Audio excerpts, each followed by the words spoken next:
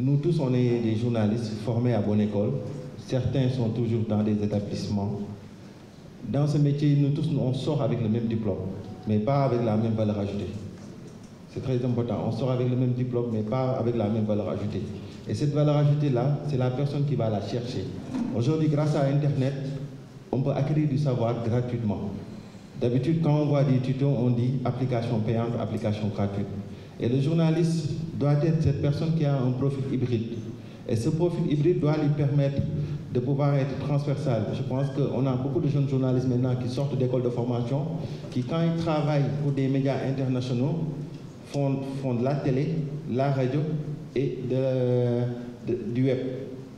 Mais par contre, quand on est dans nos médias, ils se limitent qu'à faire un médium. Malheureusement, bon, même si les salaires sont un peu différents, ça aussi, il faut qu'on l'accepte. Mais je pense que parlant d'outils, il faut qu'on comprenne que l'intelligence artificielle, c'est plusieurs outils.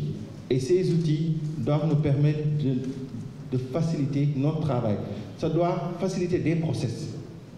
Maintenant, l'autre aspect, c'est par rapport aux entreprises de presse. Aujourd'hui, les entreprises de presse aussi doivent permettre à leurs journalistes d'avoir des outils payants avec un modèle sécurisé, avec des serveurs propres. Malheureusement, nos directions informatiques ne servent qu'à brancher et débrancher des fils de connexion Internet.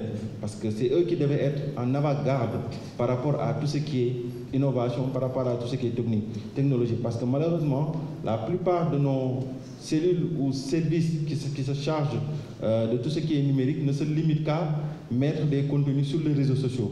Sur les réseaux sociaux. Je pense qu'au Sénégal, malheureusement, c'est ça le malheur en fait. On pense que le digital se limite à faire des visuels, faire des directs et publier sur les réseaux sociaux. Alors qu'aujourd'hui, avec l'intelligence artificielle, on peut être présent, on peut être avant-gardiste en termes de lutte contre la désinformation. Pas plus tard que tout à l'heure, on a vu un média qui a répété une à 2 reprises, et dans la vérification de l'information, ça peut être très utile. L'autre aspect, c'est qu'il faudrait aussi que les médias s'organisent de telle sorte à avoir leur propre IA et à l'entraîner. Pourquoi il est pertinent d'avoir une IA qu'on doit entraîner sur nos propres données? Aujourd'hui, on peut dire au ministère de la Santé ou à l'ANSD qu'on a besoin des données du Sénégal, qu'on peut donner à certains nombres de développeurs qui vont développer des outils IA et qui vont nous permettre demain, si moi, journaliste, j'ai besoin de questionner un IA qui a été développé sur la base des données de l'ANSD, automatiquement, elle va me donner des réponses. Mais aujourd'hui, qui parmi nous, journalistes, on a tous fait des enquêtes ou des dossiers, on est allé demander des chiffres à l'ANSD, on nous a rétorqué, non, ce n'est pas disponible, attendez, où on va nous donner des documents physiques.